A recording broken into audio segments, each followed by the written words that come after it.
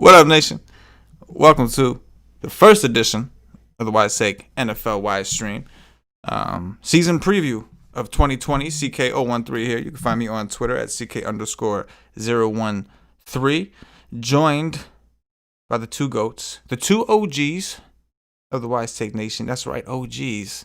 Originals. First up, familiar face, the GOAT, the true OG, Paulie D. Find him on Twitter at Paulie with 8 D's. Paulie, what's happening? What's up? Very nice.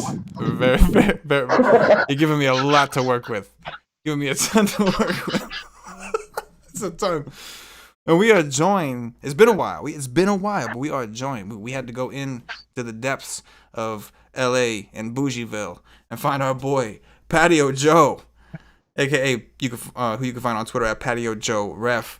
Joey, my man, with the sick ass bada bing background. What's happening? Not much, man. I'm happy to be back talking football. It's been a while. I've been in quarantine with 3 kids under 6, so it's been crazy. But I'm happy to talk with you guys again in the nation, and of course, happy to provide some levity as I always do. Before we started, I made sure that I had Paulie get all the laughs out before we started.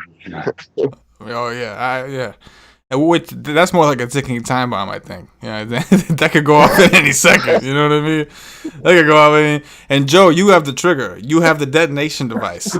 So he's a ticking time bomb right now. Paulie, what's happening, Paulie? What's happening, Paulie?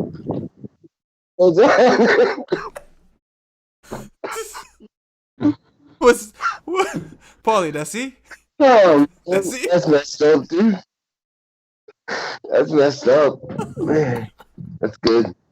Good stuff. Oh, it's gotta be. It's gotta be phenomenal. Anyway, Joe, I'm excited about football. You gotta be excited about football. You've been quarantined for as long as everybody else, but with 3 kids, young kids too, right? A lot of love, but I could imagine a lot of madness, right? I'm sure you've had situations with certain people that maybe used to help out, or schools or things like that. You haven't had those things, haven't had those outlets. So what have you been doing? Like how have you been preparing for the NFL season? I've been totally not really playing much baseball at all, and I've been just concentrating on player research for football. Basically just my free time, in the mornings and the afternoons. We're not really doing anything, so just listening to a lot of podcasts, listening to a lot of content, reading a lot of content from other sites and stuff. Just getting a lot of knowledge about the upcoming season. I love it, man. I love it, and it's interesting. Like, this is a very weird time in sports. Obviously, we've got baseball that is about to stop. The NBA playoffs are going on. Like, just weird. Like, none of this stuff is supposed to be. It's just craziness. And so that makes preparing for the NFL season even tougher. And now none of us have preseason to even keep track, right? We're relying on beat reporters, beat writers, all to give us all this information, to tell us who's looked good at camp. We don't really have anything to work with, and there's been a lot of changes, a lot of moving pieces, a lot of things are different. The Patriots, for instance, have 8 players that the league high 8 players who opted out because for COVID reasons, COVID concerns. So we don't have anything to work with. It's like, I'm very glad, because I know me and Paulie have been grinding out doing dirties in MLB. Very glad that one of us took a step back to actually really, really dig in and utilize the time it takes. Me and Paulie are looking, we're keeping track, but this is a particular season where you really got to pay attention to everything, because you don't have the things you normally do. You don't have preseason to mess around with and watch games and look at different schemes. I'm looking at YouTube videos of teams that are only showing me what they want me to see, because they don't want their opponents to get too much of their schemes and everything else. So it is, I think, a little bit more difficult when you have to rely on these beat writers for all these different teams. Paulie, what's happening, bro? Yeah, man. No, I agree with what you said there, bro. I really did. That helped bring me back down to reality. I was like, yeah. Damn, man. Was it that boring? I sobered you up. It was just so sobering of a. No, I needed it. It was like medicine. It was like, it was perfect. It was like, yeah, get me back in. Sometimes those vitamins, they get you going. You never know. You never know. Things going off. You really just, you gotta look out. But I appreciate every piece of NFL like I get to look at, because it's like, it is weird times, and it's like, it's the best. It really truly is the best. Like Hard Knocks, we got two teams. I love watching that. And then there's been just so much transactions. It's like, it's amazing. So it's awesome. I'm thrilled to talk about it. Oh no, of course. It's exciting to talk about. Definitely a lot to get into, and we're just gonna kind of go. We'll start off just going like position by position, and just talk about. We'll try to break down the positions into some tiers. We'll break them into like what you would consider a stud, and we're talking. This is not a show about week one. We'll have the live stream for week one next week. This is just kind of general season long outlook, if you will, on where we stand with these teams. So we'll start with quarterbacks. Joe, I'm going to start with you. Let's talk about like stud quarterbacks and your outlooks as far as the rest of the season goes. Who do you think you're going to end up playing quite a bit?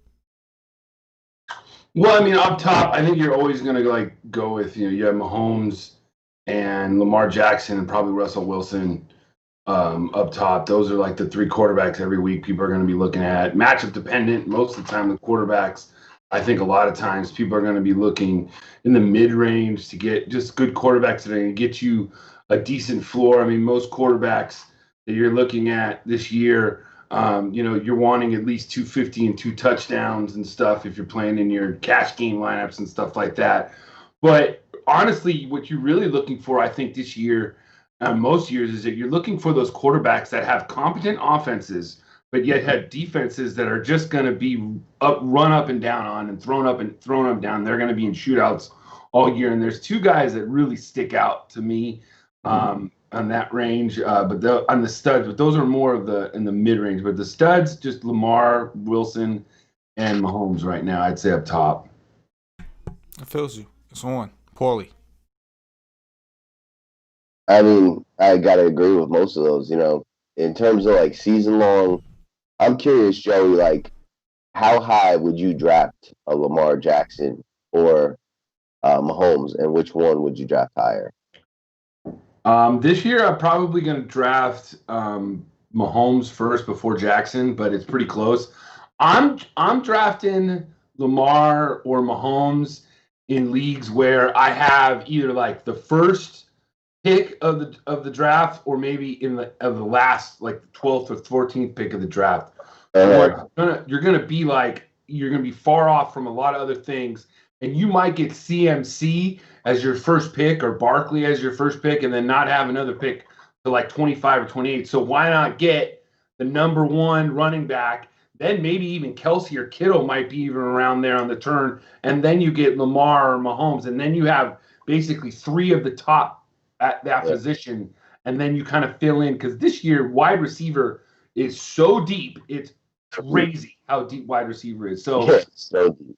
That's where I'm going with Mahomes or Lamar. It's at the ends. If you're in the middle of the drafts or something, unless you love it, I'm not going for it. Yeah, I feel that. Yeah, like, those are the two guys, and like Wilson's not far off, but like they're the best at that position. They're gonna have the highest ceilings. They're gonna cost the most. But I think like early on, they're almost like some of the safest plays in DFS. Like I like the idea of using them, especially the ones that can run, that doesn't hurt, or targeting those games. Like I think we got like a Saints Tampa Bay week 1. Like Saints have a respectable defense, but week 1 things are rusty. That team has a very good chance of being a shootout. And if there's like a pricey quarterback in there, like I like the idea of jumping on them, because they can score the highest amount of anyone on the slate sometimes. And those are the three dudes up there. I don't really think there's any competition. Yeah, I mean, I can't disagree with that, and I wouldn't try to. Those are three of the most upside quarterbacks in the league. Lamar Jackson's actually got one of the easiest, or the Ravens in general have one of the easiest strength of schedules as far as opponents. So, I'm curious with Lamar Jackson if we see. I know there's been talk, like the Ravens have said that they're confident that he could develop as a pocket passer and that he's better than that. They think he can take it to another level as far as being a little bit more traditional, stay in the pocket. I'm sure they look at a guy like that is phenomenally. You never want to take his legs away. You never want to stop a guy from being them. But you do worry about injury. Like, these guys are all investments to these teams. So I think anytime you can try to conserve, because I mean, like, come on, you want to talk about a difference maker. Guys like Patrick Mahomes, the reason that we're so into them and the reason they're doing so well in the NFL is because they are difference makers. So I wouldn't be surprised if we saw Lamar in situations where they, especially with an easy schedule, they would rely on him to make some more passes from the pocket, maybe run the ball a little bit more if they can. I just don't think they're going to want to, put him in that situation like last year where he was basically a running back. And I don't know. So I guess what I'm saying is I think I prefer Mahomes. And this is like, I mean, come on, we're talking about two of the best quarterbacks for fantasy in the game, so it's not like I'm splitting hairs. But I think I want slightly Mahomes because I don't think he's obviously not as dependent on that kind of stuff, right? Mahomes has a soft tissue injury. Other than him getting hurt worse, you're not really that worried, right? You're expecting him to do dirties with his arm. You know what I mean? If Lamar Jackson gets a soft tissue injury, you're kind of sweating a little bit. You're starting to, you're a little nervous. I don't know. What about? I think. Wait. I think for Lamar, the one thing that may be in his favor this year, if you want to say he might be even better, is that the division as a whole is better. So he might have to do more in order for them to win. He might not be chilling in the fourth quarter like they were in their division games. Pittsburgh's got Ben back. They got Burrow in Cincinnati. And the Browns are one of the best offensive teams improved over the offseason. I'm going to be talking about them a lot as Dude, that's the best quarterback division right there. Mm-hmm. The Browns, Pittsburgh, Ravens, and Bengals. Those are the best quarterbacks that division. Mm-hmm. That's probably one of them. I like the NFC West is a pretty good division for QBs too, I think. What's up? He's Matty Ice and Russell Wilson, Garoppolo. Murray and Goff. But so what were you gonna ask, CK? I was just gonna say, take those guys out of the equation. Talk to me about some sleepers or some other guys that you feel confident in. Because obviously, even in any season-long draft, unless you have a fairly high pick, or unless you're willing to burn your first-round pick up to a certain point, it's gonna be there's only three of them if you include Russ. Who are some of the other quarterbacks you got your eye on, Joe? The two other quarterbacks that I really got my eye on is one is like I said before, before we stopped at the top, is you want to find quarterbacks that have good offenses, but their defenses are terrible. And the two guys that stand out to me are Matt Ryan and Danny Dimes Jones. I'm high on him this year. I think the Giants their defense is terrible. And they're going to be in shootouts all year. They're going to be running. He's going to have to run the ball. And then Matt Ryan, second year in an offense, he always does well in. He's got weapons all around him. They picked up Gurley. They got Ridley and Julio, and their defense is terrible. So those are the two guys. I also think Baker Mayfield is going to make a good jump. He's got Alex Van Pelt as a quarterback coach who's helped played under like Montana and Favre and all them. So he's got a lot of experience and has helped a lot of quarterbacks along the way. So, yeah, those are the three guys I like. What about you? Man, that's messed up. That's messed up. Like, there's literally three guys I would talk about. Like, I backed into Matt Ryan. Like, I started looking at Todd Gurley for week one. I was like, texting Joey. I'm like, they got a good old line out there. And thinking, like, there's a lot of times, like, the Falcons running back has like 2 or 3 touchdowns, like not even like 70 yards, a handful of catches, but cheap and like wins you a week. And all the research just pointed to them just passing the shit out of the ball. Then you look at the talent they got at wide receiver; it's pretty damn good. And Matty Ice is a veteran who's done this time and time again. It's like very, very high probability of that offense doing well in the past game and him having, 3 or 4 like week winning performances for DFS. So I love that, and then Baker Mayfield, I really got my eye on, so he's got weapons, he's got the run game that can open up the pass game. They should be trailing. Honestly, I really like the Danny Dimes idea. I think the Giants are going to be all in on that. that they have a bunch of underrated offensive weapons and game flow shit. Like those are like the best ones. I'll add. I really like Joe Burrow. I think he's got a ton of upside, a ton of weapons. I think we'll know pretty quickly, like if he's just like on a Sam Darnold kind of progression, who I think's a guy to watch, but is severely lacking, like breakout weapons, or if he's like something special like Mahomes, and we want to jump in on him while he's still cheap, like in the early weeks. So, like that. Um, I don't want to give you too many more, but that's there's guys like Sam Darnold's interesting. Jimmy Garoppolo, I think we look at the run game, but he could have his like turning point season as like a sneaky kind of guy sleeper. So what do you guys think? I got a question. Where do you guys stand on Deshaun Watson? Obviously, D-Hop, that's his number one target's gone. That's a fucking huge hit. Mm-hmm. But we're gonna find out what kind of player he really is, right? Like, are you one of those guys that makes your guys better, or were you just fortunate enough to have one of the best receivers in the league since you came in here? Where do you guys stand with him? All right, Will Fuller. If he stays healthy, I think Watson will be good. That's a big if, though. That's a big if for Will Fuller. Yeah. He's got Cooks and Randall Cobb, too, so he's got two other experienced receivers. So that's David Johnson, too. So that's a... No Kenny Stills? No, Kenny Stills is gone. I think he's gone. So they cut Kenny Stills? Or he's the fourth guy, so he's not. Wow. Okay. Yeah. So... I thought they had a little thing going, Yeah. That's it. That's he.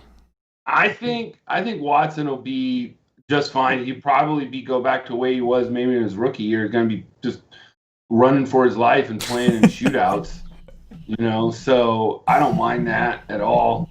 I think Cam Newton is another interesting, player we got to talk about. And, it seems like every 5 years he does something good. In 2010, he won the national title. 2015, he went to the Super Bowl. And 2020, let's see what happens with the Patriots. It wouldn't surprise me. Fucking Belichick. It is. Every 5 years it comes around. Everybody's got to catch the wave, rob the bank. They do have the one thing I'll say about Cam is they do have, according to like win percentage of last year, they have the toughest schedule. And the whole AFC East is up there, but they particularly have the highest.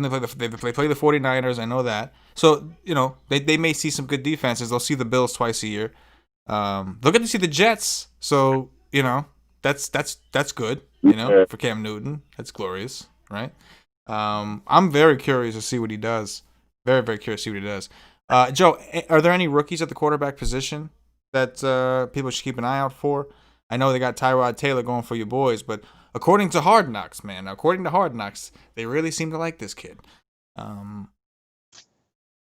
do you think? I don't think Herbert will play maybe at the end of the year unless Taylor gets hurt. Tua is the guy you kind of got to look at, I believe, that if towards the end of the season. But right now, the only rookie quarterback is Joe Burrow. Yeah. It's not the only guy you got to look at. Yeah.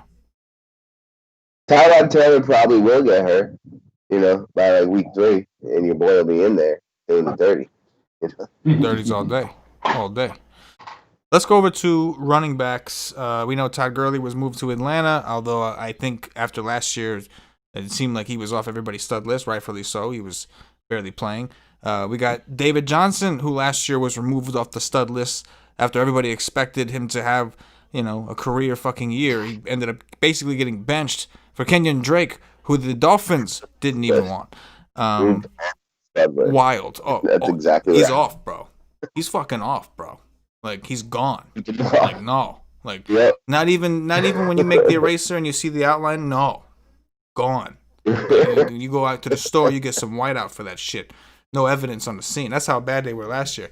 But Joe, talk to me about the studs this year, man. We got like Zeke, right? We got our boy Zeke. I'm a little nervous though. The Cowboys like to throw, and they are loaded with wide receivers. What are they paid Zeke all this money, went out and listen. If you're a Cowboys fan, you're like, yo, shut the fuck up. They're stacking their team. What's the problem?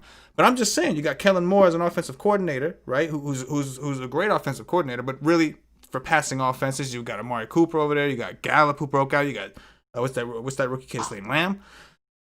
You got a lot of weapons. CD Lamb. You've got McCaffrey, right, who was the fucking stud the stud pick last year. The percentage of people that won their championships with McCaffrey on their team was probably outrageous last year. But now they got Teddy B, and they're going to try to do something a little bit different, right? If they can. They signed Robbie Anderson, Robbie A. Took him from the Jets.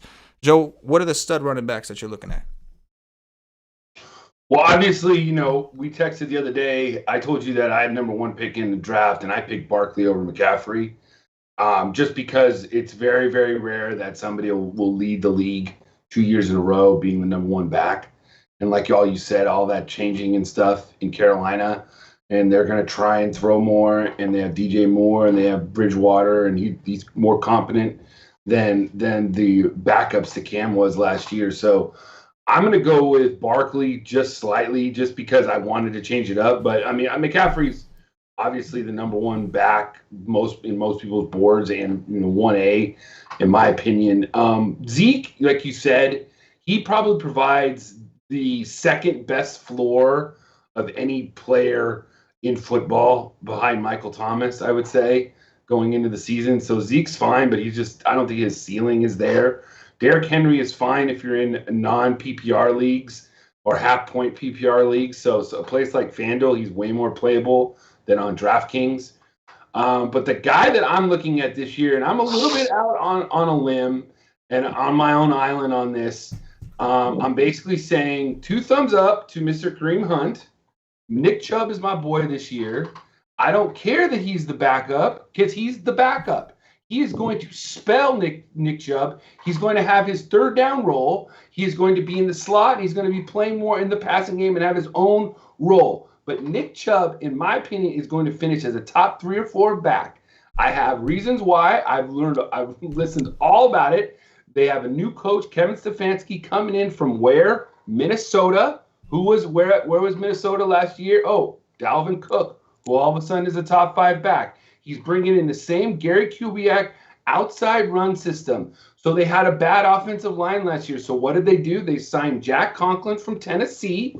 Where Jack Conklin, Tennessee? Derrick Henry, top 5 back last year. He's over in Cleveland. Then they drafted Tristan Wirfs out of Alabama, the number 1 ready tackle coming out of college.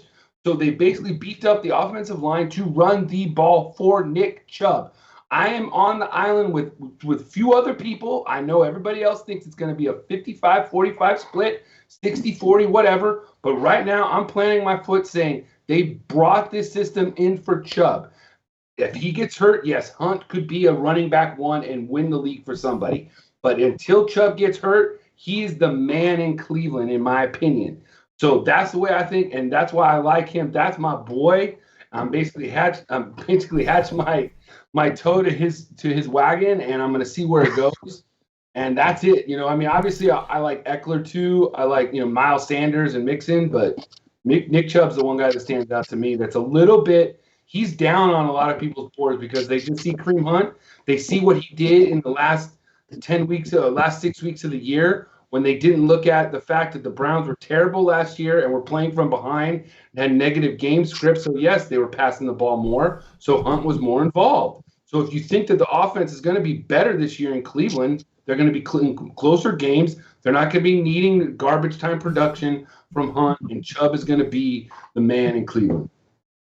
Get him, Joey. There's something sexy about you talking about Nick Chubb. I don't know if it's his name, but there's something sexy. Right? There's something sexy about that whole thing right there. Wait, do you like Nick Chubb this year?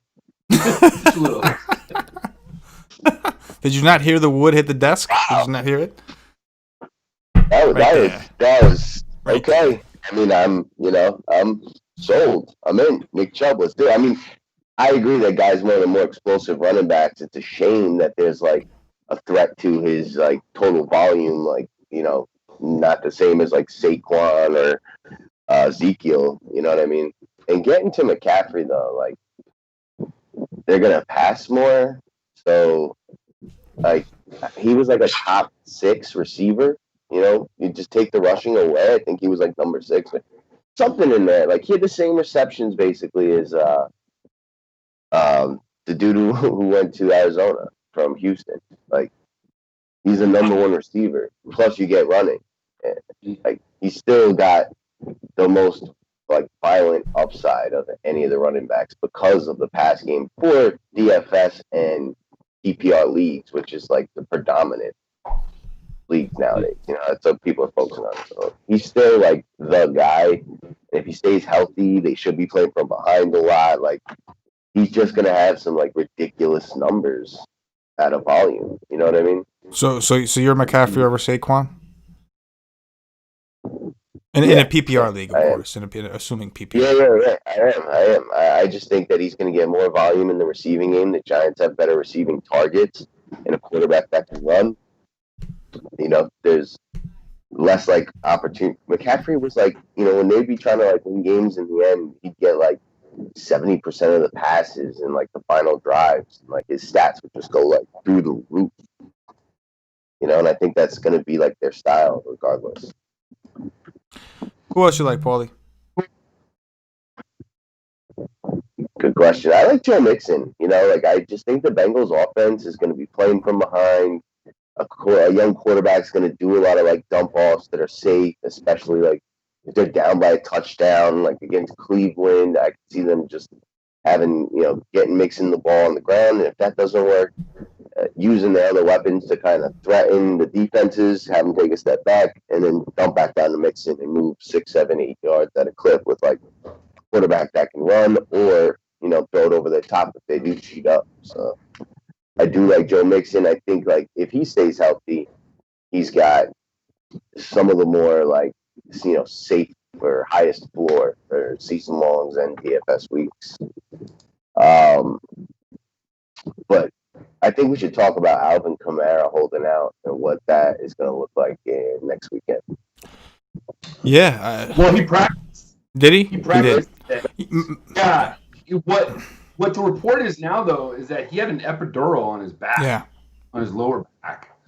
So if anybody knows, like, if you have back problems, man, that's not good, and it could be linger throughout the season.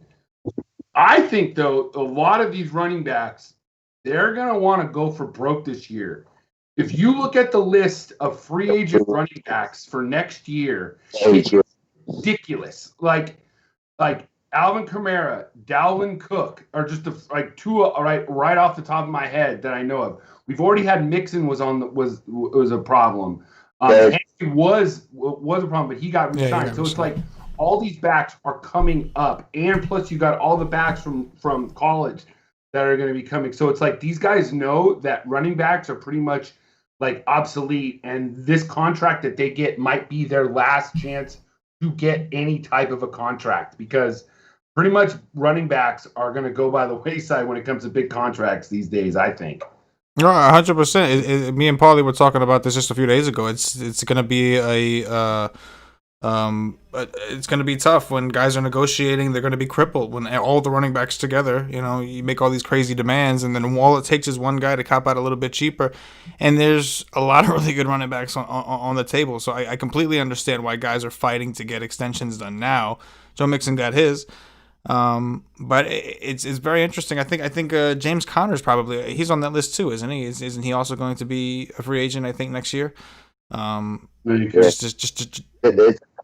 think Marlon Mack's on that list. Right.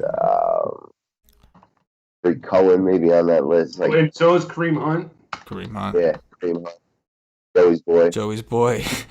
Joey's new arch nemesis. Here's the I think. Hey, and that's the thing. It's going to screw me. Here's the list, okay? Okay, potential free agent class for 2021. Henry already signed, so you got Fournette, Cook, Aaron Jones, Mixon signed, Kamara, Phillip Lindsay, Marlon Mack, Kenyon Drake, and Todd Gurley, James Conner, Kareem Hunt, Breida, Cohen, and Chris Carson. Wow. That's a lot of guys. Guys. That's crazy. And so here's the thing, but I feel like because there are so many people that are going to be free agents, because the one approach, right, like Adam Schefter and some of these guys, their concern is like, oh, but I think that if we get later in the season, they may be afraid to get hurt, and I think it's worth it. On the other hand, I'm like, wait a minute, all these guys are playing for contracts now, and it's already a super competitive market. So don't you think these guys are going to do whatever they can do to show that they're the one that's worth the top dollar to the top team? I mean, I don't know. I feel like I don't think NFL players are known to just kind of quit because the market's too competitive. You know, it seems to me like, yo, we're all playing for contracts at this point, so I need to outplay the running back on the other team. So I kind of like, as long as it's different when guys are holding out. And the Kamara thing, I heard a few of those reports too. I know he had an epidural. He's saying that he wasn't playing for injury purposes and it wasn't the contract. As a matter of fact, I think there was a report. DraftKings actually posted that rumor or whatever that the Saints were open to trading Kamara, where they're fielding calls. And then when they asked Kamara about him, Kamara literally was like, we were in the middle. I thought we were negotiating my contract. It was like news to him. But let me ask you. That's crazy. Pat McAfee ran with that story, and he, did a whole big podcast about it. Got like 1 billion views. He was like, they're finding them and what's going on, and the dirty South and all this good stuff. That's so funny. What about Leonard Fournette going to join Camp of Tommy and the Dirties? I feel kind of bad for what's his name.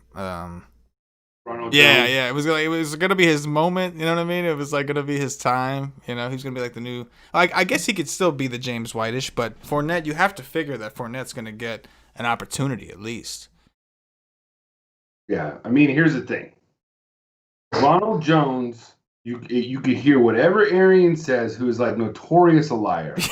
But Ronald Jones, if he was their guy, they wouldn't have drafted Keyshawn Vaughn in the 3rd round. They wouldn't have signed LaShawn McCoy, who literally, I think Paulie could run better right now than LaShawn McCoy. Okay? And they wouldn't have just signed Fournette. So if Rojo was their guy, he would be their guy. Right. Like, you heard all these other places that had interest. Philly, Chicago, right? Philly has Sanders. Sanders is their guy. They're not going to get Fournette and screw up everything. So it's like, obviously, Arians is like, yeah, Rojo's been doing great. But like a burger's great, but filet mignon is a lot better. You know what I mean? So it's like, I'm gonna take Fournette, and it's like all the hate that Fournette gets, I just don't understand. Like, if you put any other running back with that O-line, they would do shitty too. So it's like, give him a good O-line, give him not a stacked box, which he had like the most in the NFL last year. So give him with now that Brady's got Evans and Godwin, he's not going to be facing stacked boxes. He's going to be able to run the ball. Now, if he can't run the ball, maybe he is shitty, but he's never really been in. And his rookie year, he was like a top 10 back. And then last year, just because he only scored 3 touchdowns, people think he was bad, but he still finished in the running back 2 category, which is fine if you're drafting him as your 2nd or 3rd running back. Don't draft him as your running back 1, but if you're driving as 2nd or 3rd, it's not going to kill you. Yeah. I mean, the only concern with Fournette is volume, right? Is he going to see a reduction in volume? Because he went from a team where he was the only guy, basically, where they had tons of shitty quarterbacks, right? And now he's playing with Tom Brady, and like you said, they got plenty of weapons between their tight ends, Godwin, Evans. So now it won't matter as much if the efficiency's there. Right? If he's efficient, if he's more efficient, who cares? If he only needs to touch the ball 10, 11 times to get over 100 yards and get in the end zone, who gives a fuck? But for people, we're all trained to chase after volume, especially in DFS. We're looking for volume. And I guess that's the only consistency. What did you guys think about James Conner this year, assuming he stays healthy? Ben Roethlisberger is supposed to be back, right? To take a little bit of pressure off him. They've got one of the softer schedules, second softest to the Ravens in terms of strength of schedule goes on win percentages. Assuming he's back, we know that we've seen running backs thrive with Roethlisberger there. Like, I think Roethlisberger and his style, the fact that he can exploit, if you try stacking that box too many times, he could then exploit you deep. But he's perfectly content with handing the ball off, throwing little passes to his running backs and just nickel and diming along the way. So I do think he makes a big difference, to your point, Joe, how they're stacking the box against Fournette and Jacksonville. They were doing the same thing to the Steelers, right? They were just daring this kid to throw. Whoever it was back there, daring him to throw. And now maybe they can't do that. So what do you guys think about James Conner, who's also in a contract year and is not a recognized name, to people who aren't really in the NFL scheme, right? Like, you got some kid down the street who barely watches football. He might not know who James Conner is, right? What do you guys think about Conner this year? I like him a lot. I do. Like, their personality is like defense, run the ball, dirty Pittsburgh, grind it out. Like, that's what they are. Even, like, Roethlisberger, like, yeah, he can still sling it and, like, bring you back from down a couple TDs, you know? But they're going to grind it out. And he's going to get the carries, if he stays healthy, which he had some trouble with last year. You know, he could be in for a good season. Like, I could totally see it. You know, they get cold weather down there. They start running the ball. They did show that they would throw to him quite a bit sometimes. A little bit of, you know, not inexperienced, but their receiving core is young, and I like it. I do. You know, I'm not convinced that they're gonna score a ton of points this year, but I think a lot of it will be through Connor. You know. Yeah, with Connor, it's all about him just staying healthy. Yeah, so he's been productive as long as he's on the field. So I'm good with him. You know, and he'll never be like above, like, you know, at least on FanDuel or something. He'll never be like those big high price running backs, just because he's never thought of. He's never, you know, they're going to throw the ball. They have some more weapons now. So Ben's back. What about the three young kids and any other, like, young kids that you maybe caught your eye? But, you know, the whole world is drooling over CEH, and then you got the other two kids to do it in Indianapolis, and who's the third one, Joey? I think that there's 5 rookie running backs that you really need to know this year that you should have on your teams or know for DFS purposes. Obviously, CEH, everybody loves it. He's in a great situation. I think in the beginning, I think you need to temper expectations a little bit. Maybe play him more in a GPP setting, just because you don't know what the workload's going to be. You don't know how the pass protection he's going to be to it. So I wouldn't really. I would hesitate a little bit on that. The number 2 running back on my list is Jonathan Taylor. I'm starting to really just concentrate on teams that have good systems at running the football. And right now, the Colts have one of the best, if not the best, offensive line in football. So Taylor, as soon as Matt gets out of the way, he's going to be fine. And then I think the rookie that might start out the best and maybe have the best year out of all of them is Cam Akers. He has probably the most clear shot besides CEH for some good opportunity right away, because all they have is Darrell Henderson in his way, and they scored like 40 touchdowns in the last 3 years for the Rams.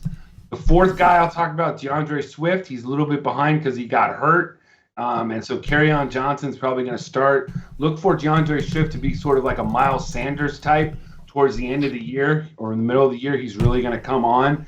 And then the guy who I think by mid-year is going to take over and be the lead back in Buffalo is Zach Moss out of Utah. Is going to take over Devin Singletary's role. Singletary is going to be more relegated to a third down back, you know, basically pass-catching role. Zach Moss is going to get the goal line carries. He's been impressing in camp. So those are the 5 rookies that I'm really, really looking at in drafts right now. I can dig it. That's perfect. Wig just asked a question in the chat about Zach Moss. We want to know your thoughts. So nailed it. Perfect timing. All day. Keyshawn Vaughn, though, I'm off just because he's just way too crowded. Right. If you're in a dynasty league and you want to catch him and just keep him stashed, that's fine. But he's undraftable right now in redraft. Yeah, there's just too many things going on down there. I'm gonna be selfish. I should move on to wide receiver because that was a good way to end it. But I'm gonna be selfish. I have a Chargers fan on with us, so I'm gonna ask you the question. What are your thoughts on Austin Eckler, Joe? Well, I mean, I drafted him in the 2nd round of my main home league team, so I never really thought about, you know, like, oh well, he's a target of mine. But the value is there. He's a running back 1. We saw when he did the first 6 weeks of last year. He was basically like CMC light, sort of, I would think. Yes, that's exactly what he is. You know, I think he's going to be very into the offense, and if they get behind, you know, you wonder how much Tyrod Taylor is going to use him like Rivers did. Rivers is great at dumping it off the backs, but now you got Taylor, so Taylor can move a little bit more. So is he going to decide to run or dump it off to Eckler? You know, so that's the only question. But I think Eckler is fine. Didn't Mike Williams just get hurt too? He's going to miss like 6 weeks or something along those lines, or? Yeah, I mean, there's talk that he might play week 1, but I doubt it. I think he'll miss a few weeks. But You got Keenan Allen, you got Eckler, and that's Hunter Henry, and that's pretty much it on the wide receiver side or on the offensive side for the Chargers. So, Joshua Kelly is a rookie that I think if Eckler were to go down, would get some run and he might get some goal line carries. So he's obviously also a late flyer too. But Eckler is pretty much locked in. We'll see what he can do with the main job now. I got one more running back I want to ask you guys about. Le'Veon Bell. Buy or sell? Sell. Bell, you said? Le'Veon Bell. Oh man, I want, as a Jet fan, obviously I want to say buy. I want to believe it. It's been a mess, dude. The whole Le'Veon Bell, like it's similar to what Joe's saying, right? Like if they thought Le'Veon Bell was the guy, why are they going out there? They tried to get Balaj. On what planet is that necessary? A trade. You got P. Ryan, you got Hyde, Gore, and then like what? You know what I'm saying? Like what the hell? What? I mean, it didn't work out because he failed his physical, but still, like why? What's, I don't know. Something seems wrong. They keep on saying like Le'Veon Bell was upset. He didn't get his practice reps. They said it was a miscommunication with the trainer. Gase was told that his hamstrings were tight. They've talked. Le'Veon Bell has repeatedly said he likes Coach Gase, but he's Bell is a professional. He's saying the professional things. Like something doesn't seem right. And on top of that, the Jets have one of the toughest schedules. Man, you got to play the Bills twice. You got to play the 49ers this year. I believe they play the Steelers, another really tough defense. They're going to play a lot of really tough defenses, and so I'm skeptical. However, I do think because of how weak the Jets' receiving core is, I do think that we're going to find Bell should get more targets. That may lead to him, because I know I've been seeing the Jets run some different options with multiple running backs on the field. I've seen them do things where one stays into block and Bell runs out for routes. So I wouldn't be surprised if they utilize Bell more in the air. But I think that's more. I think for me, Bell is more of like, in certain situations, I may, if he's cheap enough, use him for DFS. I don't know if I would commit to him season long. I think I'm with Paulie. There's just too much confusion going on there. All right, Ken. Boom. I'll let you, boy. Receivers, gentlemen? Well, where do we start? I mean, we could talk about receivers forever, but I mean, Michael Thomas is pretty much the safest player on the board, in my opinion. He's going to get over 120, 140 targets all year. It's hard to, if you're in a draft and you're drafting anywhere from 6 to 10, if he's available, to draft him, to scoop him up. There's not really much you could say, but I mean, all the guys up top, DeAndre Hopkins changed teams, so he's like the one guy like you kind of you wonder about, and then Chris Godwin, I think, is another question mark because he's not going to be playing in the slot. I don't think as much. He's going to be playing outside, so how he's going to fit and how that's going to all fit with Brady and Evans. I think that's pretty much the only thing. Hopkins, he's in a contract dispute too, so don't worry a little bit about that right now. He wants to get paid. Tyreek Hill might be a little hurt, so he's a little bit up and down. But all the guys up at top, I pretty much, obviously, it's not really much to say. It's the guys in the mid range that I'm kind of drooling about this year. Parlay. I mean, I just want to know who he's drooling about. Who you drooling about, bro? You're talking all dirty over there, Joe. Talking about Chubbs, talking about drooling. Yeah, there's only one more spot that this can lead to with Joe here. Hey, trust me, I might have a Chubb and I might be drooling, but trust me, guys, I've been edging the whole time. I'm sure. Okay? I'm sure. Mm-hmm. Sure. I knew it. Fucking. So, Paulie, what do you like? So, Michael Thomas, obviously, Julio Jones, one of these seasons, he's just going to do the dirty throughout the entire season and just have like a Calvin Johnson-esque season. Like, he's got the talent, everything just kind of doesn't go his way. Like, they run for more of their touchdowns. They're like, they throw for 1 million and he gets 1 million yards, but never gets a touchdown. Like, one of these seasons, he's just going to surpass everyone. Love Devontae Adams' security. I think the big question is like, which guy do you like in Tampa? I think the field is generally leading Chris Godwin. Makes me like Mike Evans a little bit. That's kind of interesting. You know what I'm saying? And then who's going to quarterback for the Bears? Because, Robinson was awesome last year. And he's like right on like the border of that like stud to, second tier. Depending who he's got thrown it to him. Or maybe it doesn't even matter. He's a guy to keep an eye on, I would say. Mm-hmm. Yeah, I mean, another guy up top that's been talking about a top 10 receiver too is Kenny Golladay. He was a top 10 receiver before Stafford got hurt, and he still continued it even after he got hurt last year. So, do you take him over Keenan Allen? Oh, yes.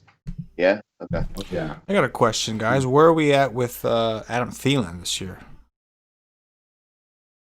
He's very polarizing. People are like sort of on one. I'm like indifferent. Like, I'm not targeting him, but I don't think he's as bad as what people think. Like he's just going to be terrible. And some people think he's going to be great without Diggs. But I know that the games that without Diggs, he hasn't done very well historically. I'm pretty sure about that. It makes sense. I mean, as far as the receiving options go, when you got Diggs and Thielen, like one is opening things up for the other. Pick your poison. You're going to choose to try to lock down one, and that's going to free up the other on single coverage. So without Diggs, I think at least in the beginning, maybe we see some of the other young Viking receivers step it up a little bit, and they have the big days. But I could imagine the offenses, they're going to see Diggs, and Thielen, and now no Diggs to worry about. They're going to focus all their efforts on Cook in the running game and Thielen in the passing game. I do agree. It's funny how those things work out, right? Like on the one hand, you assume that he's going to get more volume, which may be true, right? Like that is something on a volume basis. We should expect decent volume for him, but at the same time, how is he going to be as efficient? I think he'll be all right. I do, and I think in DFS, like maybe we have to wait and see, kind of, but I do think at some point we're going to see his like for instance, week 1. I know we're not talking about week 1, but week 1 he's fucking shit. He's 6'7", with no Diggs, volume-wise, on a site like DraftKings PPR, that even already kind of looks too cheap for me when I'm considering volume alone. Like he's going to still get the targets. It's still the same quarterback, right? They're going to try to force feed him the ball, you would think. I'll let your boy see him squeeze. You on Diggs. I am totally off of him. I will let somebody else try and figure that out. I think John Brown is the better receiver in Buffalo. He had a good rapport with Allen last year and was very productive almost every week. Hey. Hello. Give us the 5. Yeah, who you drooling over? All right. So in all of my teams, I have one of or more of one of these 4 receivers on my rosters. The number one guy that I've been touting all offseason that I've been liking is DK Metcalf. I am absolutely, a man crush on him. He is. I saw what I saw in the playoffs last year was a receiver coming to age, almost like just ready to dominate the league, going up for those deep passes, going up high to catch him up high at the top of the sport. He is stronger than almost anybody else in the league. The next guy is Calvin Ridley. He is just ready for another breakout season. The third guy is Marquise Hollywood Brown. I absolutely love him too. He is just ready for a breakout season. PPR leagues, it's I don't know. He's gonna be very touchdown dependent. And then finally, another guy that people obviously really, really enjoy. He's 4th on my list, but I still think he's going to have a great season. I just don't think he can keep up with the potential that he had last year is AJ Brown. Some people think he's going to be a top 5 receiver this year because of what he did with limited work last year. But I just feel like there's just no way somebody can keep at that pace, and he's in a good spot. But if, Derrick Henry's going to run for all the yards they're going to run for, Ryan Tannehill is the quarterback, I just don't see AJ Brown being as good as the 3 that I mentioned. But those 4 guys are probably my 4 main targets in the like mid-tier sort of. But there's so many others. I mean, Robert Woods, Cooper Kupp, DJ Moore. I mean, they're Cortland Sutton. There's so many in that range that are going to be very productive every week. Dirty. True that. What do you guys think about T.Y. Hilton with Phillip Rivers as his quarterback? Is T.Y. Hilton going to become? I know it's a different team, different system, but is Rivers? He's a veteran, right? He's going to get some pull in this, and we know Rivers what he had with Keenan Allen. Ton of targets, ton of volume, very efficient. Are we going to see something similar with T.Y. Hilton get created? Or do we think this is just a different situation? He's a different type of receiver, and Phillip Rivers will find a different favorite target. Paulie, you want to take it? I can dig it. Hey. I mean, for me, I actually like Paris Campbell a little bit more, because he's more of a slot guy for Rivers. So I think T.Y. Hilton is going to try and stretch the field. I don't know if Rivers has the arm strength, but Rivers is going to be just fine this year. He's going to have an offensive line behind him, and anytime you give him an offensive line, he's been just fine. But Paris Campbell's the guy that I like. Let me answer that actually. Like T.Y. Hilton, I think is like can adapt to the situation. I think he's got something special. Like, he came out of like Florida International University, but was like known on the national scene because how good he was. He was drafted high. Like, as long as he stays healthy, you got a veteran quarterback like Rivers, they'll figure it out. I think if he stays on the field, he'll have some big games. But I think that there's this wave of like young receivers, a bunch that you mentioned, Joey, and there's like a whole lot more that are just like, coming that are just way more interesting to me than that co-receiver. No doubt, no doubt. With that said, let's get into some of these rookies. Joey, talk to me about some of the rookies that you got your eye on at receiver. It's funny. There's so many that you could like point to. It's like it's people's personal preference on who they think is going to be the best. I know that in Las Vegas, they got Henry Ruggs was the first receiver drafted. But right now, the rookie that everybody's talking about is Bryan Edwards because Tyrell Williams is out this year. So Bryan Edwards out of South Carolina, they're saying he's ready to just come out of the gate and shine. And Ruggs is more of a field stretcher and such, so he still could be fine. Jerry Jeudy, CeeDee Lamb, those are the other two that everybody seems to be talking about. Jeudy is sharing time in Denver alongside with Cortland Sutton. And CeeDee Lamb, I think it could be at the end of the season the top receiver in Dallas, but it could take a while. Amari Cooper has missed the last 4 days of practice. So if that lingers, that might give Lamb a little bit more start in the beginning of the season. But a lot of these rookies, I think you kind of got to give them a little bit of patience just because of COVID and not, getting the speed of the NFL right off the bat. There's 2 other guys I think that you got to be looking at. One is a deep sleeper for the Rams. He won the number 3 slot position. His name is Van Jefferson. Put that name down. I'm telling you, he is going to be the number 3 guy. We all know the slot receiver in that offense can be productive. So keep that in mind. And then Justin Jefferson is another name. If he's productive, that might help Thielen in the long run as the season goes on. And then the Phillies boy, Jalen Reagor, he's hurt right now. Yeah, I'm hearing great things about him, but everybody seems to like Jalen Reagor also.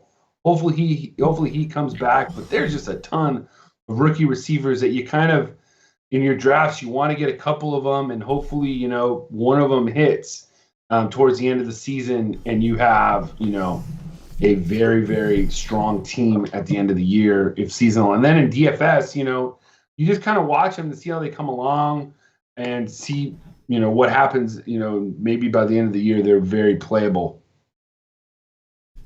Sure enough. You got a favorite, Paulie? You got a favorite rookie? A favorite rookie? I think it was going to be Reagor because the Eagles just seem to be desperate for like someone else to be the stud versus anyone they really have there. And I think he was like supposedly he was doing well with the one, and then he got hurt. And it's gonna be like like 6 weeks, and he's a rookie, so he's not gonna get the adjustment, get the playbook. Like you need reps for sure as a rookie. So that's definitely gonna hurt him. Um, the guy Justin Jefferson seems to have like the highest floor in terms of like even like that Laquan Treadwell left town. Like he does not have much competition for reps behind him, and like he could just fall into what's his name's old role, Stephon Diggs. Right. And so and I don't know, like I don't see Minnesota being like ahead all the time. Like I think they'll be like an average team. You know what I mean? But they're not going to be as good this year. Yeah, I don't see it. Like I don't know. There's something not right there. Like Dalvin Cook is just either hurt or holding out. If they're giving him the ball, then the receivers are like going to the media and crying about it, and like they've attacked their quarter. There's something just not right in that situation, and I don't envision them winning all the time. So like they should be throwing more. Like I think it could work out for him, but I do agree. Like Judy is probably the most talented and the guy that'll like be the best right away. And then we'll see how guys emerge in their roles. CeeDee Lamb looks super talented, but I mean he's behind two exceptional receivers. Like I was a little surprised they picked him. I respect it, and the NFL is more and more becoming a passing game, and guys are moving on, so you got to like restock that position faster. I think it's like a progressive coaching move or organizational move. But anytime you have competition for reps, that's tough. Doesn't like that you said, feel, Barkley's not- Paulie, like to relate that to NBA? Doesn't that feel kind of like Oklahoma City Thunder with Westbrook, Harden, and Durant? Like you can't really have like Yeah. in order for them to shine, they kind of got to be separate. They couldn't really do it together. There's too big of personalities, too big of playmakers, and there's only so many plays they can make. And you got Zeke there too. Right, Zeke, fucking always cereal all day, big know? balls, big spoons. Yeah. Yeah. So it is definitely not enough to go around, and someone's going to be the odd man out eventually, and it probably ain't going to be CeeDee Lamb if he's good enough. I know, because he's going to be. Oh yeah, 100%. I will say this though, like when you really think about this, like Dak Prescott is looking pretty fucking good, right? He's in a pretty good situation. We didn't mention him, but he's going to be. You could play him as we call in FanDuel. You could play him naked almost every week, and just be cool with it. Like not really know like where he's going to go with it, and it's fine with it.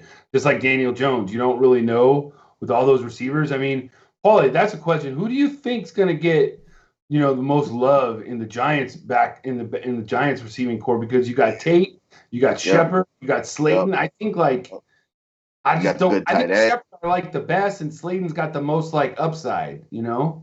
I think Shepard is the highest volume, most touchdown. Slayton may have some slate-winning games where he goes for 2 and 180 and like 5 catches kind of deal. But I think Shepard's going to get like the consistent, 8 to 12 targets a game, 1 touchdown, average like close to a touchdown a game kind of deal because they're going to throw so much. But yeah, too many mouths to feed on that offense as well. And hopefully the offensive line is improving, but that remains to be seen. But I'm optimistic about it. Their offense could really be very, very interesting this year. So do you also think though, because if you have a healthy Barkley, that Tate's targets, somebody's going to be the odd man out there. Tate's target's going to be down, or Ingram's not going to get what we people think is going to get, because I feel like if they're behind, they're going to be doing a lot of dump offs to Saquon instead of maybe those 2-yard outs, to Golden Tate or those, slants. You know what I mean? Like Golden Tate is the guy I would have to say would be the odd man out. Like he very rarely was the main guy last season. I can maybe recall like I think he was like a good play that like the second to last game of the season or something. But he very rarely when they were all there, or if him and one guy was out, like did he become the go-to guy? So as they are all healthier, because I don't think all those studs played together in one game last year. The Giants' offense was so battered with injuries at the receiver position and tight end. So it'll be interesting, but I think Shepard is going to be the main guy there. Sure enough. All right, let's go to tight ends. Let's talk about some tight ends. We do got a pretty I think interesting selection. Like, we know the guys up top, obviously, but Joe, of the guys up top, who's the realest of the real? Man, it's still slate dependent. I mean, Kelsey, man, if I was picking between the two, I'd probably just pick Kittle because I feel like this is like his year to really shine. If Debo is hurt too, there's just a lot more mouths to feed in Kansas City.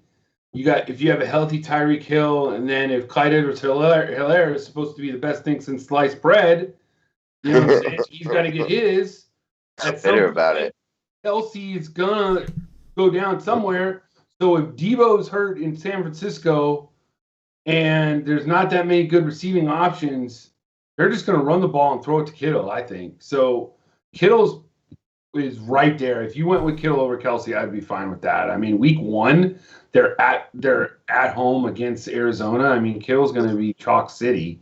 Arizona gave up like a touchdown to every game last year, but yep. Up top, I think it's Kittle. But then, Mark Andrews was pretty damn close to them last year. Yes. Yep. 100. Keep it 100. Paulie, thoughts? Yeah, I mean, with Mark Andrews, the touchdown upside is really there. Like, he kind of had some injuries where he missed a game or didn't really get targeted as much because he really wasn't like 100%. But like when he was, he had 2 touchdown upside all the time, and that offense is so high scoring. Like, how many touchdowns are they going to score this year? I don't know what the number is, but say it's 60, like through the air, something like that, or overall, how many does he get? Like there's only a few mouths that are going to get him. And, he's such a big target that fits with like a running quarterback.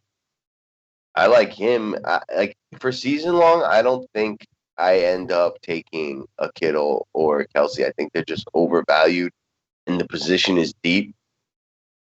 Mm-hmm. But in DFS, it becomes a price for scenario situation. But I think it's a deeper position, and I think the mid tier is really going to be where it's at tight end or paying down because I think in the beginning of the year also.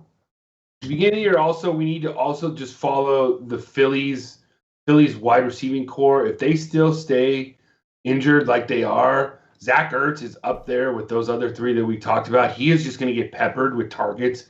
Like he's going to get 10 to 15 targets every single game as long as Rager is out, and maybe Djax probably has one good game and then he'll be hurt.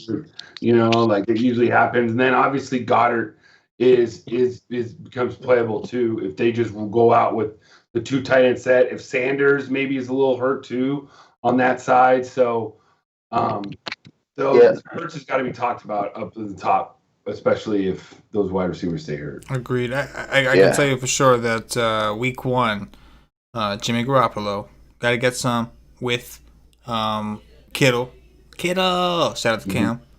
Because they're playing the Cardinals. And last year, Garoppolo, I think he went 40 DraftKings points or 39 DraftKings points against the Cardinals last year. Shit, was stupid. Talk about some other tight ends that maybe aren't so, well known or at the top of people's boards. Who are we settling with? Realistically, I don't think either of us. Obviously, it's all draft dependent or whatever, but tight end's not a position I usually go crazy for. Paulie, you mentioned it's deep. Talk to me about some other tight ends. Yeah, I mean, Darren Waller, very, very impressive. Not a ton of mouths to feed that are going to take away from him, especially in the pass game. Like, second year, a kid that really is like, athletic freak that's being converted. So it may take a year or 2 of development until he really breaks out. Definitely got to keep your eye on Hunter Henry. How long till Williams gets back? new quarterback. Does the rookie come in? Tyrod Taylor strikes me as a check down quarterback.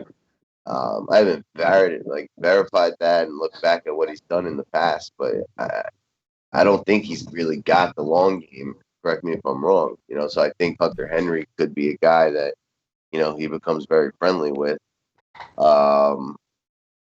And then we got like a guy like Hayden Hurst coming into that Atlanta system that was so great for Austin Hooper last year. We've got the dude T.J. Hawkinson emerging in Detroit. Like we got Greg Olsen in Seattle with Wilson throwing him. Like it's so deep in my opinion. Gronkowski in Tampa, the other tight end in Tampa. Very, very deep position. Deep like dicks. Joe, what about you? What are some of the other tight ends? For tight ends, I mean, I prefer Paulie's personally, but if I have to get somebody else's tight end, if I get honestly, two of the guys that he mentioned, I have on almost all of my teams: Hayden Hurst and T.J. Hawkinson. Hawkinson was balling before he got hurt, and I think that they're going to be kind of there's not a ton of mouths to feed in that offense besides Kenny Golladay and maybe DeAndre Swift as he comes along. Marvin Jones has his games, but Hawkinson's going to be there. But then Hayden Hurst, you brought him up. I mean, I feel like in football, you kind of have to find the systems that go well, that feature the tight end. And the Atlanta system features the tight end. Saw what Austin Hooper did. So, I like him. And then the sleeper tight end this year is going to be CK's boy, Chris Herndon. If he can stay healthy, he is going to ball out with tons of targets. I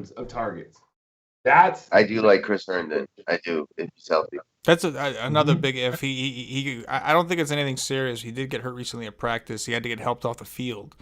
Said it was something with his chest. Could have been a panic attack in anticipation of getting hurt. You know what I'm saying? Like, it'd have been like, oh shit, I'm gonna get hurt. I know it. I mean, he's been hurt since we got him. We haven't really seen him. I've been hearing great things about this guy. Haven't seen him, but I've heard great things. Great things. Many great things. It's like I've heard many great things. Many great things. But I haven't seen the guy. So I agree. It could be phenomenal, right? Like, look at the receivers we're working with. We got a rookie Mims who has not practiced. I think he practiced for the first time this week. He's had a hamstring injury. We've got Rashad Perriman, who recently got hurt. Out routes when it's supposed to be in routes. That's gonna be an issue. And so I do think that that could really help Darnold out. In all seriousness, if he has Herndon, a tight end, like this guy's never had a tight end. It's been flabby, it's been loose. He's never had a true tight end since coming into this league, and he hasn't really had weapons at receivers either. And listen, I like what I see from Darnold. I do think Darnold's going to be pretty good. I do. And I'm not even for fantasy necessarily. Just in general, I think he's going to be a good quarterback. But that's a big if with Herndon. Who would you? What's that? Who would you compare Sam Darnold? From what I've seen, we haven't seen a ton because of the mono and everything else. But what I've seen now, and this could be based off of who he's had to throw to, but I would compare him to Brett Favre. He's not afraid to take some chances. He's going to throw some picks, but he's going to throw to the end zone. He's going to try to make those big plays. I think he understands that when you're working with players at the skill position who aren't up to par with the rest of the league, it's on you as the quarterback to make people better. And I think he's good at that. I think he can make certain receivers look a little bit better than maybe they actually are. Throw guys open, but unfortunately, that's going to come at a cost. He's got a quick trigger, or maybe holds on the ball too long because he's just waiting a little extra second, and it's the difference of him throwing interceptions. So I expect to see some turnovers because if the Jets want to move the ball at all, they are going to have to make some moves. And the Jets' offensive line was improved. How much, we don't know. There's no preseason. They're all new guys, basically. They've never played together. They did spend a draft pick on and got what's his name, beat him, the big dude. It's great. But I don't know. But I do agree with you, Herndon. If assuming he's healthy, it could be it could be like just an awesome play. DFS and season long. All right. Big if status. Don't forget about Jack Doyle too. He's gonna be like vanilla ice cream, but Philip Rivers likes his tight end, so Jack Doyle. He likes Doyle. I was just gonna say that. Doyle does rule. Doyle does fucking rule. All right, so I guess at that point, you know, when we won't get into the defenses too much, give us some time to look into a lot of these different things, and you know, let's be honest, nobody likes talking about the defenses, right? But we'll get into it over at ysake.com when we get into the regular season. I'm sure we got a lot of catching up to do. We'll have our content ready for week 1. We'll have our Y stream, I think next Friday, right? Next Friday night. Is that when we're doing it? Right? Next Friday night. That's what it's going to be like. There's no high school football this year, so I'm going to be on the show. Yeah. Joey, we're going to have Joey. Joey is back. Joey is back. He is back. Boys are back. Cook crack, like right? Cook crack. You know. You know, Paul. Right. It's like you've been doing shows with me for too long. Too long. Real quick. Let's do something stupid. It's early. We don't have a preseason. We got nothing to work with. But let's take some like long shot Super Bowl picks. Huh? I mean, it doesn't have to be a long shot. Just genuinely who you think is going to win the Super Bowl. But why not? We'll give it a shot. Who wants to go first? I gotta think about that. That was a deep question. It was your fucking question, man. I'm reading it from our text thread. I'll go to Super Bowl.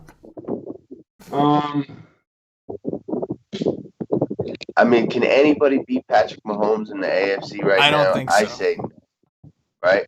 I don't see it. I think I'm saying. Here's what I'm doing. Here's. What are you doing, Joey? I'm not. If I don't want to pick the obvious, so I want to pick somebody different. I want to pick somebody who might have a chance.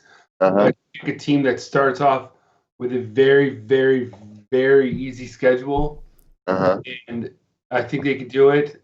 I got the Indianapolis Colts. Going to the Super Bowl. Rivers finally gets his day in the sun, huh? And then I think that they would be playing.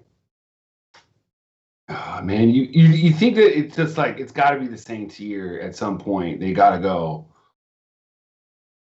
So I'm going to go the Saints. I mean, we'll have to see with this epidural situation. Unless Kamara was having a baby on the low. They're looking at that shit. And the Buccaneers will make the playoffs, but they're not going to win the division. For sure. They're not. They're not going to be as good as. I think it's going to be a little bit more rockier than people think, and I think the Eagles are going to win the East. Ooh, Eagles. What? I said that a while ago, Paulie. Yeah. You remember I texted you a while back, but I think Philly's going to win the East. Yeah. Mm-hmm. I mean, the East is pretty bad. Outside of Washington, I do think you could make a case for all three, but it's hard not to think Dallas doesn't win it this year. But I'm all for it if they don't. You know what I mean? But honestly, I think the Cowboys will go to the Super Bowl from the NFC. It kills me. But I think they finally get over that hump this year. They got all the talent. They got the big game talent. And I think that, it'll be like a whole thing. America's team 2020, get on the bandwagon. Let's go. You're going to see the silver stars everywhere. It's going to be like 1988. Michael Irvin's going to be doing blow-up, cheerleaders' ass in the end zone. And I'm going to be sad because I'm a Giants fan. But I think the Cowboys, they get there this year. That seemed more like a fortune telling than a prediction. That was really, really detailed. It was it's like you had a vision. You know what I mean? I don't disagree though. If you look at the Cowboys, and if the Cowboys don't make it, it's because it's the Cowboys. Because the Cowboys always, how many years now? How many? It just happens. Now Garrett's gone. He's with the Giants, which is ironic, but he's gone. So was he the guy? Was it his fault? Is it Garrett's fault? We're gonna find out. One concern I have with Dallas, it is similar to the whole theme with Dallas. I know they got Kellen Moore. I respect the guy. I used to love watching him at Boise State. Betting on games. I did not watch Boise State for fun. It was just one of them teams. They were air raid offense, fun to watch. They threw a lot. So I respect the guy's talent. He was too short to really be an NFL player. He's like 5'11" or something like that. My concern is they're trying to do all this stuff. They're trying to make Dak Prescott into this throwing beast machine when you don't necessarily need him to be that. Like, he was efficient the way he was playing before. So similar to shooting themselves in the foot. Are they going to be passing in situations where they have no business passing because they want Dak to be the guy? Are we going to see that kind of thing? Because that's the one thing with the Cowboys. Jerry Jones, he likes to have control of these things. He acts like he likes to have control of these things, and he wants his guys, who he thinks should be the face of the franchise, to be that face, right? He shoved Tony Romo down everybody's throat for how long? And Romo was good. But the dude was constantly hurt. He was just fragile. I love Romo. I think Romo was an awesome quarterback. But the dude was fragile. He was fragile. And it took a long time for him to, get over that. Same thing with Garrett. He had a soft spot for Garrett. Garrett was killing his team for how many years? He just let him up. So, but I agree with you. If you look at their team, both sides of the ball, like, especially, like, they think they have to win the division. I mean, if they don't win the division, they have to be to me, they're the clear favorites to win the division. Do I think they're going to win it? It depends on if they don't shoot themselves in the foot. But if you look at roster status and compare them to the rest, they should. They have the best roster. But will they? Can we do each division real quick? Like, it won't take long. Tell me, like, sure. Right, so we just did the East, right? Like, the West, to me, NFC West, San Fran, Seattle, Rams, Arizona, like, San Fran is going to be real hard to beat. They are, like, built the right way. They are deep. They are strong at the right positions. But I don't know, like, I feel like they're just going to come a little bit short on talent when it matters, just like last year. In terms of this division, though, like, I think they probably win. I think they win the division. What do you guys think? Yeah, I think they win, and I think Seattle makes the playoffs again. Mm-hmm. I like that. Mm-hmm. What? Mm-hmm. All right, the North, the Green North? Bay, Minnesota, the Bears, Detroit. Like, this is the ugliest one to me, and I think Detroit actually wins it. I think none of these teams end up being all that good, and I think Detroit has this, like, Cinderella kind of season and wins it like 9-6. They're all kind of jumbled in there, and they win it when it counts. I do think that Detroit. I do have higher expectations of Detroit this year offensively from a fantasy perspective. I think Galladay, they have some talent. We talked about the tight end. I do expect to see their offense improve this year. Joe, what are your thoughts on the division? I think if you're going to take, an underdog or something like Paulie said, this is the division to do it. You're completely right. There's really nobody that stands out. I mean, Green Bay was like the softest 13-3 team I've ever seen. I mean, their schedule was just so soft, and they just hit. Smoked by San Fran in the championship. Yeah, they were on two different levels, and they didn't really do anything to get better either. So odd. Are they tanking? Like, are they going to bench, Rodgers week 1 and just tank it? Like, I don't know what's going on. I don't understand. I think that they didn't sign any other receivers. They drafted A.J. Dillon, and so they're muddling that backfield up again from Aaron Jones to be like the man. So it's just so weird. Like, to me, I feel like, I don't know what they're doing there. Alan Lazard is a good play, by the way, is a good sleeper because he's the number 2 receiver, and they like the number 2 receiver in Green Bay. I like what Paulie says with Detroit. They had kind of a bad luck. Stafford was having a great season last year. If DeAndre Swift can run the ball like they think, I'll go with the Lions too. Why not? Yeah, I like that. Nice. Lord. Who'd you got? I'm gonna go with the Vikings. I do. It sucks not having Diggs. I'm a big Dalvin Cook guy. Now we're still, the contract situation is kind of a big deal, and how he's gonna handle that's kind of a big deal because I think that their season hinges on Cook, right? Like no Cook, no money. The best defense in the division, right? Maybe besides the Bears. Right. But I do think the Lions story is quite inspiring. That was a good sell. NFC South. Yeah. I said the Saints with the Buccaneers being second. Man, I like Atlanta. Like, I think they're gonna be like greatest show on turf style, getting like a lot of veteran defense improves, and like I think New Orleans ends up being a little short on talent, and Breeze ages a little bit more. I love Tampa, I really do, but I think like they'll be more of like we just got to get to the tournament, and we'll see what we do out there and treat it that way. And maybe not win the division, but they'll challenge for sure. We'll see if they stay healthy, or if Mike Evans gets carted off and things start to get ugly. They lose an old lineman, and next thing you know, Gronk is back in retirement. The whole thing falls apart. Leonard Fournette's fumbling, and holding out. Who knows? You know what I mean? But I think it'll take some time. I like Atlanta to just kind of take care of business and be like a veteran. John Elway used to always just bring the Denver Broncos to the playoffs.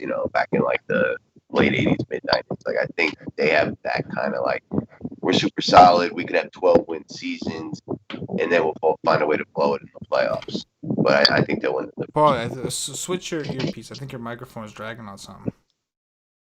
Oh, my bad. City. Hey, that's a little bit of a hot take. There's definitely a hot take. Definitely a hot take. I think most people would no doubt pick between the Saints and the Bucks. Atlanta is definitely a hot take, man. For sure. I mean, they're another one, man. They have the capabilities. They went from the Super Bowl to a joke. You know what I'm saying? Yeah.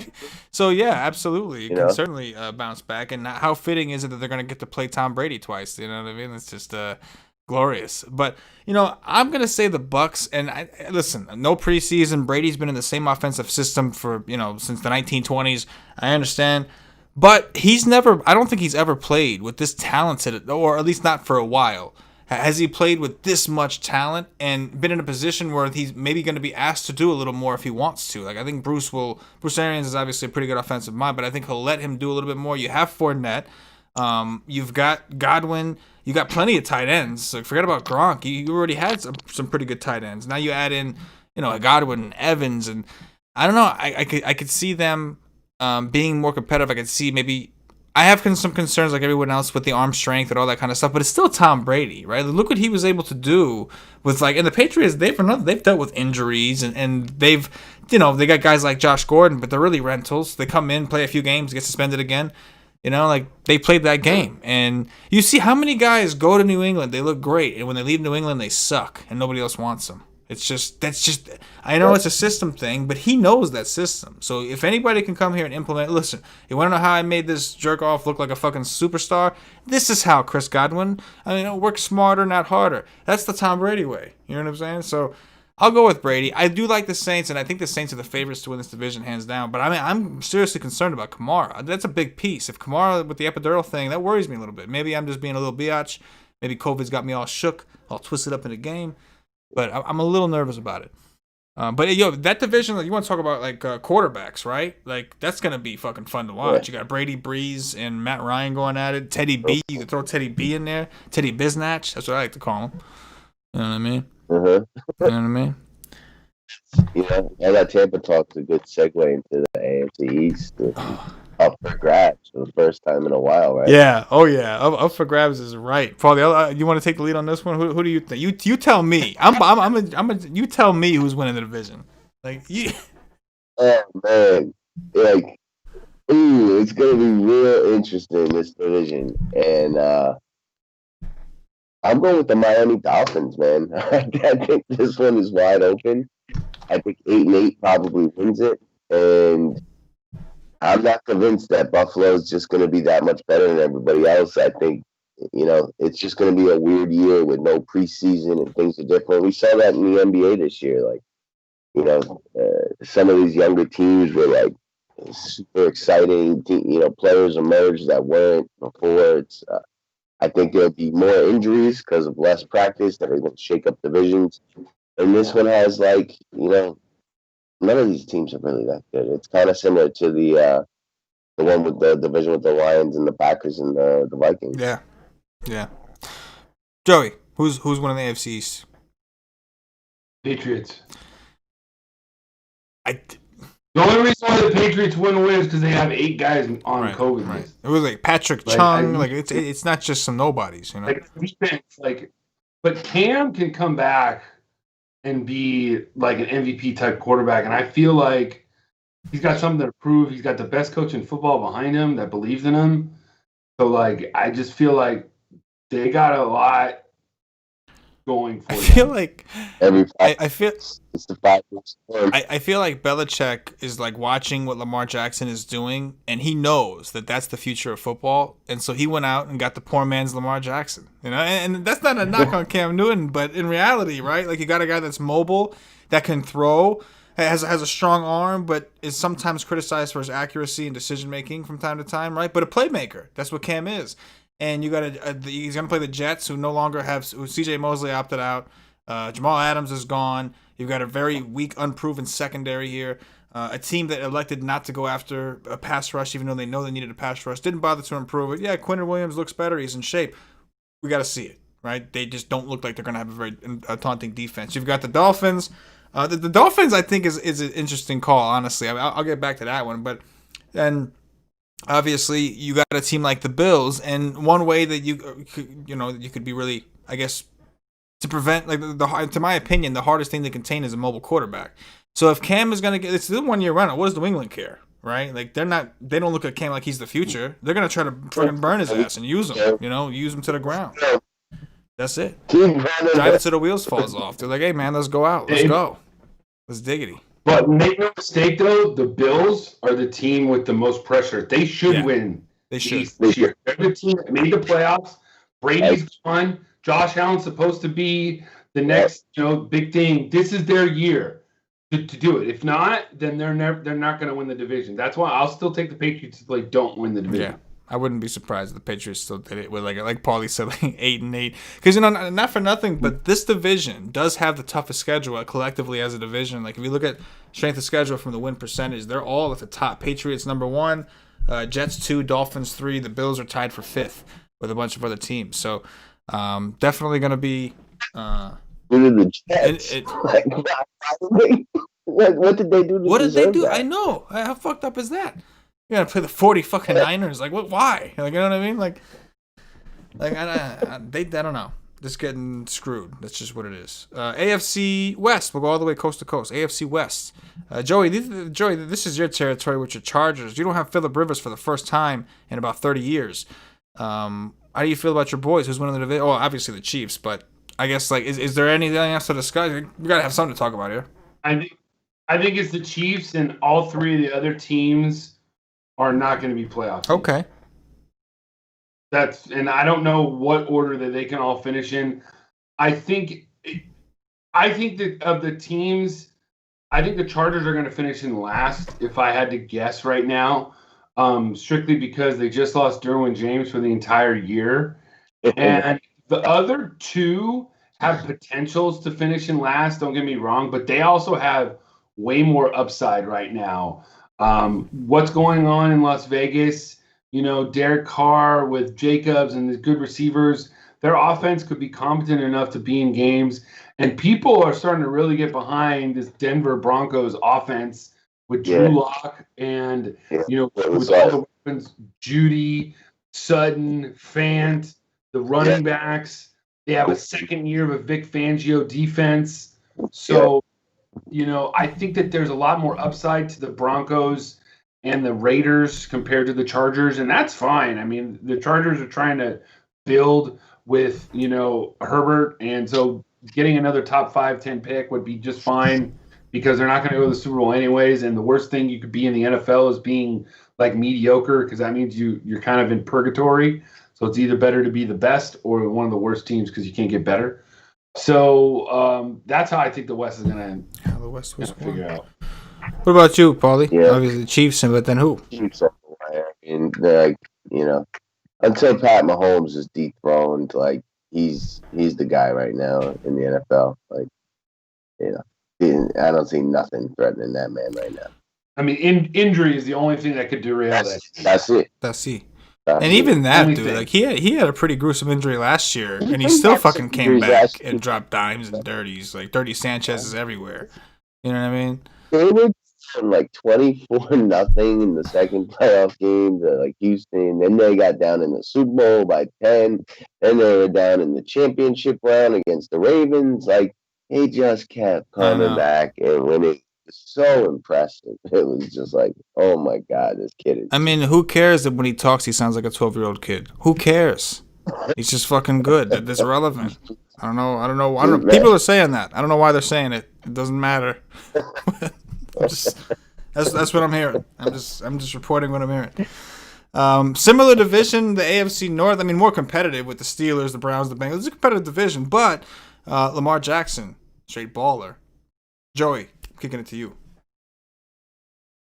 Yeah, I mean, I think the Ravens still win the division, but I don't think it's so clear cut. I don't think they're gonna have the best record in the league this year at all.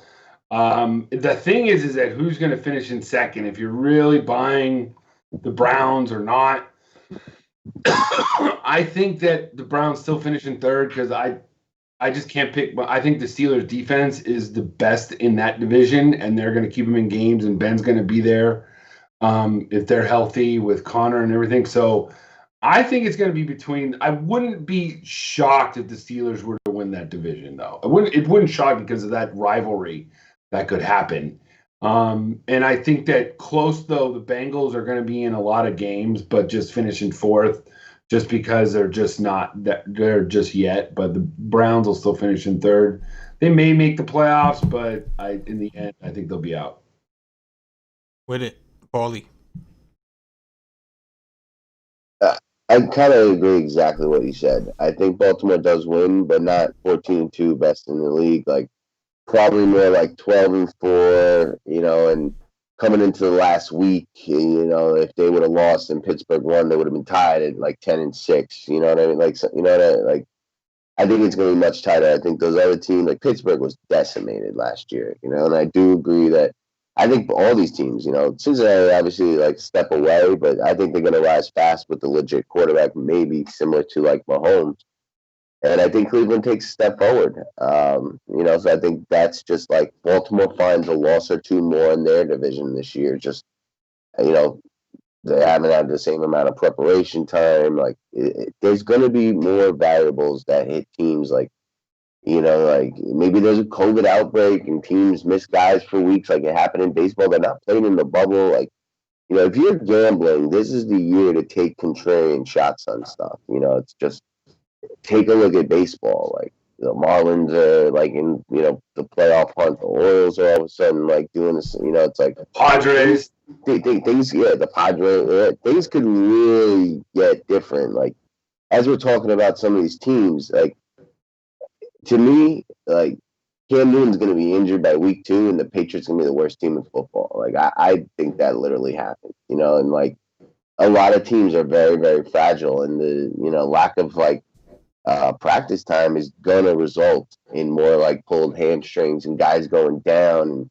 And, COVID, similar like you saw what happened when the Jets quarterback got mono last year. Like you'll see teams get impacted by God knows what. Someone decides, like Black Lives Matter, I'm not going to play this season, and does the Colin Kaepernick routine. Like it's been a weird year.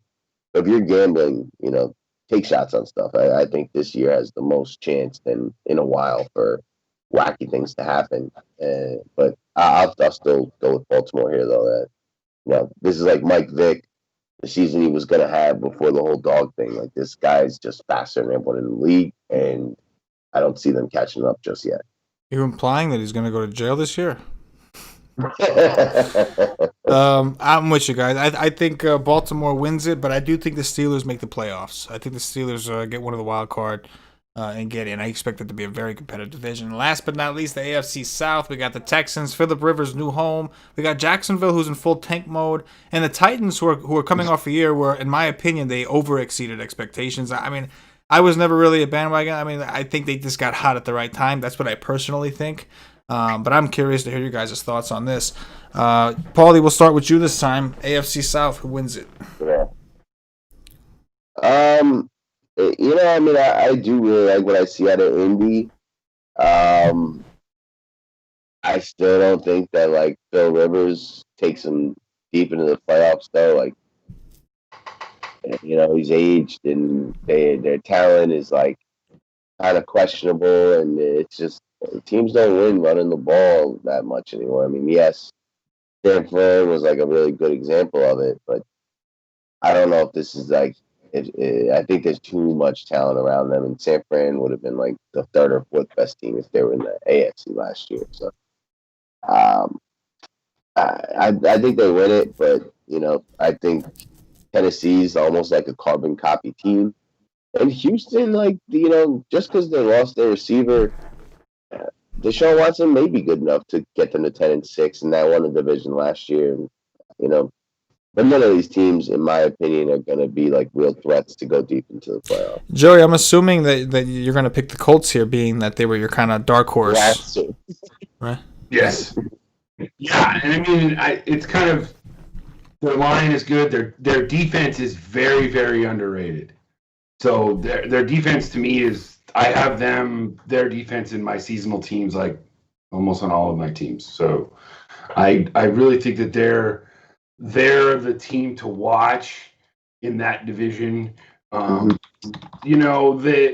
Texans, I think the key to that team honestly isn't Watson, it isn't Cooks, it isn't Fuller. Well, if Fuller stays healthy, I think that's great. But it's David Johnson. Mm-hmm. If David Johnson kind of returns to the way that he was the first 6 weeks of last year, which he was like a top 10 back, like he's going to be right there. And that team's going to be very, very good. I mean, talking about the Colts, they open up against the Jags, the Vikings, the Jets, the Bears, the Browns, and the Bengals for their bye. It's a pretty easy schedule, So I'm kind of in on the Colts this year. Definitely their offense. Rivers, obviously, he's going to be good. He's going to be fine. And Jags are losing for Lawrence, as I call it. Indeed. And, the Titans, they lost Jack Conklin on the line. I think that they're going to take a step back. They were in a lot of games where, you're watching the NFL. There always seems to be one team every year where just the ball just falls their way and they wound up being 10-6. Like you said, CK, they got on a roll and whatever. Yeah. The way that the NFL works, they're not going to get that lucky next year, and their 10-6 record is going to be 7-9. They're not going to make the playoffs. They're going to be the same team that they were, and Tannehill is going to be the same mediocre quarterback that we all thought he was. So that's the way I look at the Titans are going to be. I don't disagree at all. As of right now, I picked the Colts just because they seem like they, improved their team, whereas I feel like the Texans are kind of halfway dismantled it. I mean, I don't. That's not what they're trying to do. In their eyes, they didn't do that. In their eyes, they're making do because they didn't want to give D-Hop the money. But in my eyes, they look a little like when teams they're like the Mets to me. Like Brody Van Wagenen's trying to make moves, but I'm like, why? Those are not the right moves. Like you went out and got Jed Lowry, who had a knee injury. You went out and got Edwin Diaz without looking at his advanced statistics. Call me, bro. We look at baseball stats for a living. Let's go. I could have helped you and told you. You know what I'm saying? I could have showed you the way. So I feel like that's what Texas is going on. Their analytic department has me a little concerned. But so I'll go with the Colts. But I to me, that's probably like our collective underdog stance that the Titans are not gonna. None of us seem to think the Titans are gonna repeat. Or win the division, and that could be a hot take in itself. I would assume most people are going to look at it and say, "Oh, the Titans were great last year. They got Derrick Henry. This division sucks," and that may be. But I agree with you guys. I think that they just got hot at the right time. There's always that team, like you said, that just gets hot at the right time, and they go as far as fucking Dick. I don't know. Exactly. That's far. That's real far, bro. I mean, and let's face it, guys. I picked the Colts, but we all really want to see Lamar versus Mahomes in the AFC Championship. Oh yes, that's That's what we want to see. That's definitely. And Wilson versus Dak. That'd be good. Unless Sam Darnold wants to sneak in, I'm totally fine with that. But realistically, yes, Mahomes and Jackson. But anyway, guys, this was fun. I think we'll get up out of here and save a little bit for our DFS talk for week 1, which will be next Friday. Should be a good time. Looking forward to it. Those of you who are not subscribed to whitesnake.com, make sure you get over there. Check out our DFS content. We've got cheat sheets, projections. Patio Joe is back with the cash game breakdown. Paulie D will be writing an article. I'll be writing an article. And of course, we have the live streams. So make sure if you're watching on YouTube, you hit the subscribe button with notifications on, like all our videos. The likes go a long way, really help us out, allow us to continue to do free dirties on the YouTube and Twitch networks. If you're listening to this on Podbean or iTunes, give us a like. We'll be pumping out the NFL. Probably the NFL first looks we'll put out on the podcast audio. The live stream, since we're doing it so late, is probably better off just to see these beautiful faces and get it directly from the horse's mouth or the ass's mouth. We don't have to be horses. I think we're closer to jackasses, if you ask me. But anyway, I'm going to kick it to you guys for some closing thoughts. Joey, you first.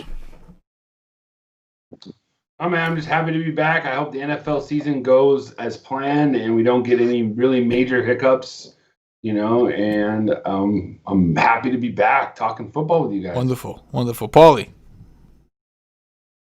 Yeah, same here, Started off rough, but we got our bearings. Smooth landing, Hopefully NFL does the same. And 30s will be done in the DFS nation at Wise Tiggity. That's how we do it. Shout out to E Money in the slat saying in the chat saying all the right things. Slat, baby, we do. E Money with the lingo. Who's gonna do that dirty to thy neighbor? Fantasy style and slap sevens on them. That's a Wise State Nation truther right there. Shout out to MG. I seen you, MG. I seen you. And Wig.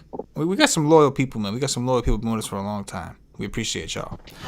For Paulie D, for Patio Joe, for myself, the entire Wise State Nation, as always, good luck. Yeah.